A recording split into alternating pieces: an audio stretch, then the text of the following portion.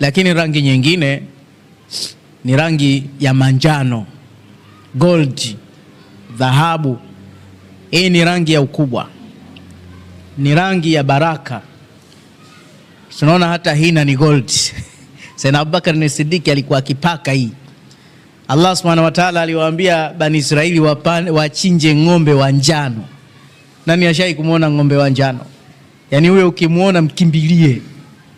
Tanga kwetu nasikia alionekanaga ng'ombe wa manjano.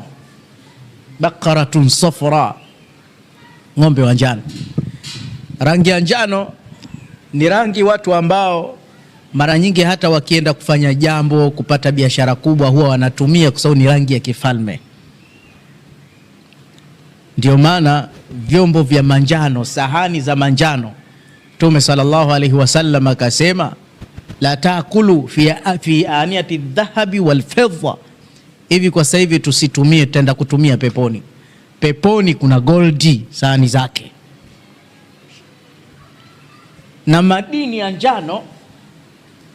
ya njano anatakiwa pia mwanamke avae sana bangili za njano, kwa sababu kwa ule unjano wake pia unalainisha mwili, ili mwanamke awe laini.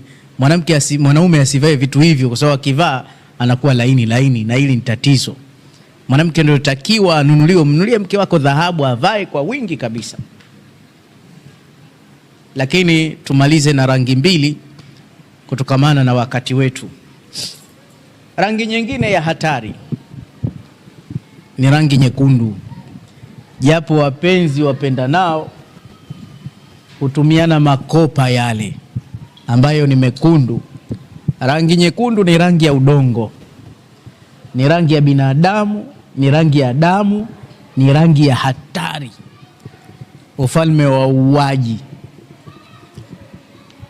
Ndio maana hata zile huduma, mfano magari manini ambayo yanafanya huduma ya kuokoa vitu kama vifo, wewe kwa rangi nyekundu kama fire. Mshawahi kuiona fire nyeusi? Magari ya fire yana rangi gani yale? Nyekundu. Lakini rangi ya dhahabu inachangamsha akili. Ndio maana utakuta hata baadhi ya magari ya shule rangi njano. Sasa hivi ukishaanza kubeba watoto tu utaambiwa paka rangi ya manjano.